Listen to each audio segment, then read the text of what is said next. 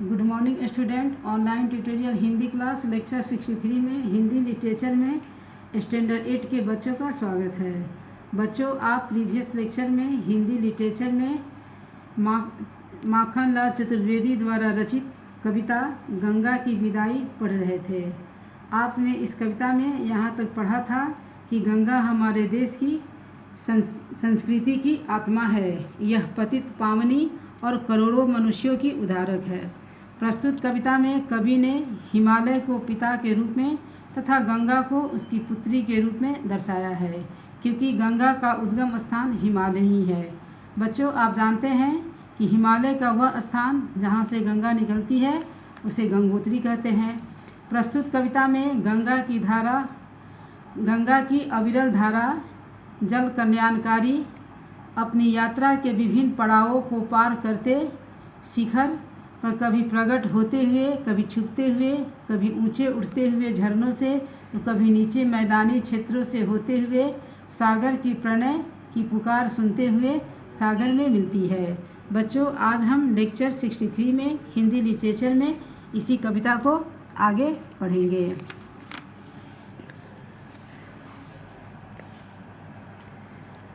श्रद्धा से दो बातें करती, साहस पर न्यौछावर होती। धरा धन्य की ललच उठी है, मैं पंथनी अपने घर होती। हरे हरे अपने आंचल कर पट पर वैभव डाल चली। अगम नागाधिराज जाने दो, बिटिया अब ससुराल चली।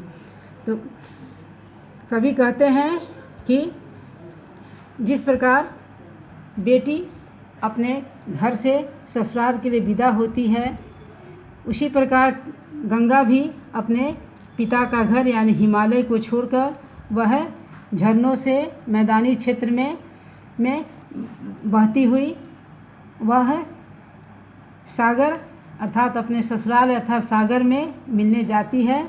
तो वह श्रद्धा से दो बातें करती, साहस पर न्यौछावर होती।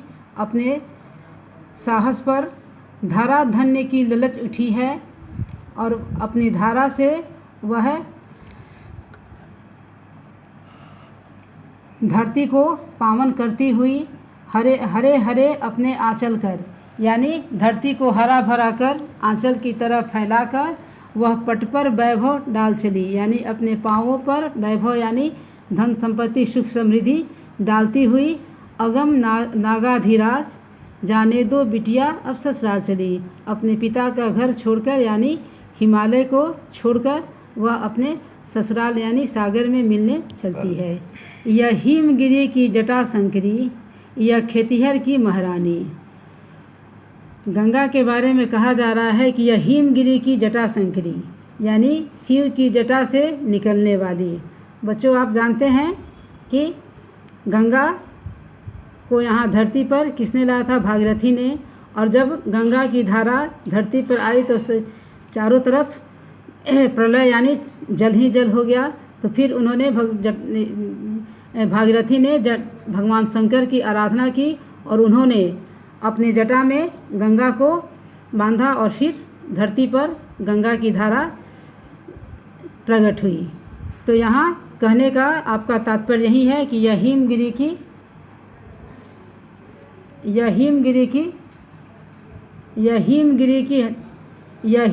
की जटा संकरी यानी कि यह हिमालय पर्वत की जटा संकरी यानी शिव की जटा से निकलने वाली धारा, यह खेतिहर की महारानी यानी कि गंगा की धारा से उसकी पानी से खेत हरे भरे होते हैं, तो यह खेतिहर की महारानी कहलाती हैं। यह भक्तों की अभय देवता यानी गंगा को हम अपनी देवी भी मानते हैं, तो यह भक्तों की अभय देवता है। यानी यह तो जन जीवन का पानी और यह है जन जीवन को पानी भी देती हैं। आगे ओढ़े नई चुनरिया धानी, देख रही अनगिनत आज यह नौकाओं की आनी जानी। इसका तट धन लिए तरनियाँ, गिरा उठाए पाल चली। अगम नागाधिराज जाने दो, बिटिया अब ससुराल चली। तो बच्चों, आज आपने लेक्चर 63 में आपने गंगा की विदाई इस कविता को आपने यहाँ तक पढ़ा। नेक्स्ट लेक्चर में इस कविता को हम आगे पढ़ेंगे। आज के लिए धन्यवाद।